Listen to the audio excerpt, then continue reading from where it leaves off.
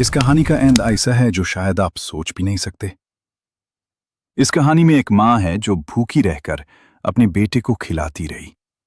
एक बाप है जो रोज अपनी इज्जत का गला घोंट कर सिर्फ अपने बेटे के सपने जिंदा रखता रहा। और एक बेटा जो एक दिन इतना बड़ा बन गया कि वही दुनिया उसके सामने झुक गई, जिस दुनिया ने उसे कभी कुछ नहीं समझा। पर सवाल यह है, क्या सक्सेस मिलने के बाद इंसान अपनी जद याद रखता है या सब कुछ भूल जाता है? अगर आप ये जानना चाहते हैं कि इस गरीब लड़के की जिंदगी आखिर कैसे बदली और एंड में ऐसा क्या हुआ जो सब कुछ बदल गया, तो वीडियो को एंड तक देखिए। और कहानी पसंद आए तो लाइक करके चैनल को सब्सक्राइब जरूर कीजिए। मैं बाद में खा लूंगी बेटा। गांव के कोने में एक टूटा हुआ घर, आज जो ना भी ठीक से आप छत, दोनों की ना वजह सही से दीवार। इसी घर में रहता था रमेश अपनी माँ शांति देवी और बाप मोहन लाल के साथ। माँ रोज सुबह 4 बजे उठती, गांव के अमीर घरों में बर्तन धोती, सिर्फ इसलिए कि बेटा स्कूल जा सके। रमेश के कपड़े पुराने थे, जूतों में छेड़ थे। बच्चे हंसते, अरे गरीब आ गया। टीचर बोलते, तुम जैसे लोग पढ़ लिख कर क्या कर लोगे। रमेश चुप रहता, क्योंकि उसने मां के आंसू देखे थे। एक रात सिर्फ एक रोटी बनी। मां, आप नहीं खाओगी? मैं बाद में खा लूंगी बेटा। पर मां भूखी सो गई। उस रात रमेश ने कसम खा ली, मैं कुछ भी बन जाऊं, मां बाप को कभी रोटा नहीं देखूंगा। 12 के बाद रमेश शहर गया। न कामरा न रिश्तेदार। दिन में मजदूरी, रात को फुटपाथ, पर हाथ में हमेशा एक किताब।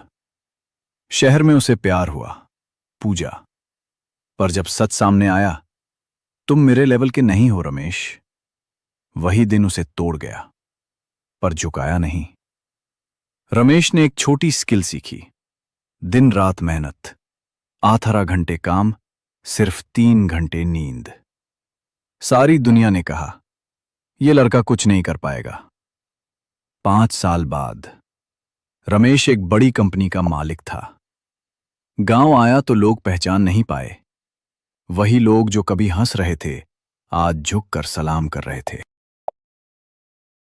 रमेश मां के पैरों में गिर गया। मां, आज जो भी हूं, आप दोनों की वजह से हूं। मां बस रोटी रही। मां बीमार पड़ गई। आखिरी रात मां ने कहा, बेटा कभी अपनी जद मत भूलना। और मां चल बसी। रमेश ने मां के नाम पर स्कूल बनवाया और कहा, सक्सेस तब तक अधूरी है जब तक मां बाप मुस्कुराते ना हो। इस दुनिया में सब कुछ वापस मिल सकता है, पर मां का प्यार कभी नहीं।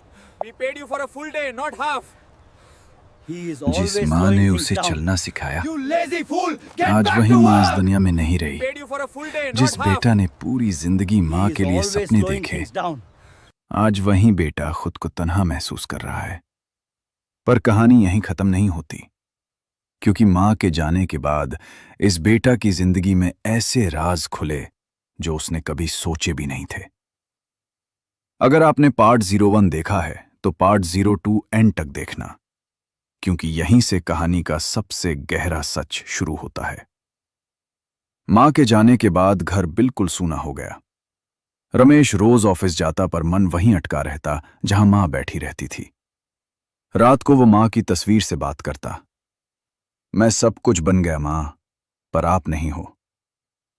बाप मोहन लाल अब ज्यादा बोलता नहीं था। एक दिन रमेश ने देखा, बाप चुपचाप मां के कपड़े संभाल रहा था। बाप बोला, बेटा मां के जाने के बाद घर घर जैसा नहीं लगता। ये सुनकर रमेश अंदर से टूट गया। रमेश के पास पैसा था। सब बोलते, हम हमेशा तुम्हारे साथ थे। पर रमेश चुप रहता, क्योंकि उससे याद था कौन साथ था और कौन नहीं। एक दिन अचानक रमेश की कंपनी पर लीगल केस आ गया। नुकसान करोड़ में जा रहा था। वही लोग जो सक्सेस में साथ थे, अब पीछे हट गए। रमेश पहली बार डरा। याद आता है मां, जब मुश्किल आती थी आप हिम्मत देती थी। इसी टेंशन के बीच बाप अचानक बीमार पड़ गया।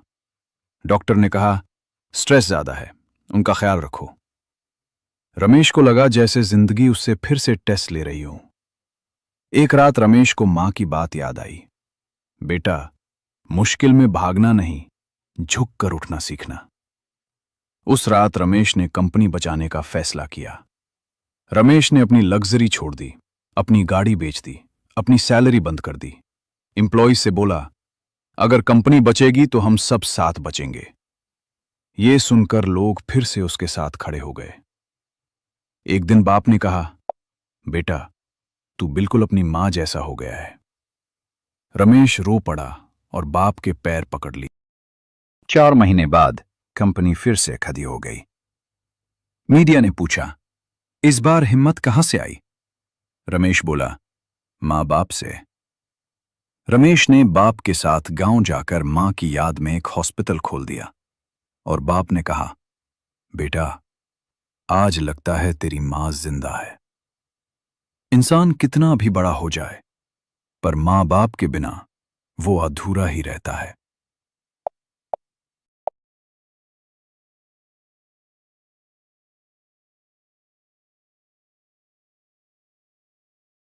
जिंदगी का सबसे बड़ा सच ये नहीं होता कि इंसान कितना अमीर बन गया। जिंदगी का सबसे बड़ा सच होता है कि मुश्किल वक्त में वो किसके साथ खड़ा रहा। मां तो चली गई, बाप बुढ़ा हो चुका है, और बेटा अब सिर्फ बेटा नहीं रहा, अब उसके कांधों पर कई जिंदगियों का बोझ। ये कहानी अब सक्सेस की नहीं, ये कहानी जिम्मेदारी की है। अगर आप ये देखना चाहते हैं कि मां के बाद एक बेटा कैसे खुद मां बाप बन जाता है और जिंदगी का सबसे बड़ा इम्तिहान कैसे देता है, तो वीडियो को एंड तक देखिए। और कहानी पसंद आए तो लाइक करके चैनल को सब्सक्राइब जरूर कीजिए। मां के जाने के बाद घर में आवाज नहीं रही। सुबह होती पर चाय बनने की खानट नहीं होती, शाम होती पर दिया जलने की आवाज नहीं होती। रमेश रोज ऑफिस जाता पर घर लौटने का मन नहीं करता। उससे लगता घर सिर्फ दीवारों का नाम रह गया है। मोहनलाल अब कम बोलता था, कभी कभी चुपचाप दरवाजे के पास बैठकर सड़क देखता रहता। रमेश पूछता, बाबा क्या देख रहे हो? बाप बस इतना कहता, तेरी मां को। ये सुनकर रमेश का सीना भर आता। एक दिन मोहनलाल अचानक बेहोश हो गए। हॉस्पिटल में डॉक्टर ने कहा, उनका दिल कमजोर हो रहा है, स्ट्रेस बिल्कुल नहीं चाहिए। रमेश समझ गया, अब जिंदगी उसे और ज्यादा स्ट्रांग बनाना चाहती है। रमेश की कंपनी अब और बड़ी हो चुकी थी। 500 प्लस एम्प्लॉइज सब उस पर डिपेंड करते थे। पर पहली बार रमेश का ध्यान काम से ज्यादा घर पर था। उसने अपना कैबिन छोड़ दिया और एम्प्लॉइज के बीच बैठने लगा। एक दिन एक आदमी ऑफिस आया, वही आदमी जो सालों पहले रमेश को शहर में धोखा दे गया था। उसने कहा, बिजनेस में दोस्ती नहीं होती रमेश। रमेश ने पहली बार उसे सीधा जवाब दिया, पर इंसानियत होती है। मां के जाने के बाद कई रिश्तेदार आए, सबने आंसू दिखाए, पर सबकी नजर पैसों पर थी। रमेश ने सब देख लिया पर कुछ बोला नहीं। उससे मां की बात याद आई, बेटा, खामोशी भी जवाब होती है। एक दिन रमेश गांव के स्कूल गया, वही स्कूल जहां उसे जलील किया गया था। बच्चों के पैर नंगे दे, आंखों में सपने थे बिल्कुल उसके जैसे। उसने प्रिंसिपल से कहा, मैं यहां सिर्फ डोनेशन देने नहीं आया, मैं अपनी कहानी छोड़ने आया हूं। उस रात रमेश अकेला कमरे में बैठा, मां की तस्वीर के सामने, और पहली बार खुलकर रोया। मैं स्ट्रांग हूं मां, पर थक गया हूं। तस्वीर चुप थी, पर लगता था मां सुन रही है। अगली सुबह रमेश ने एक बड़ा डिसीजन लिया। कंपनी के प्रॉफिट्स का एक हिस्सा सिर्फ गरीब बच्चों के लिए, एजुकेशन, हेल्थ, फूड। उसने कहा, यह मेरी मां की कमाई है। पर जिंदगी अभी रुकने वाली नहीं थी।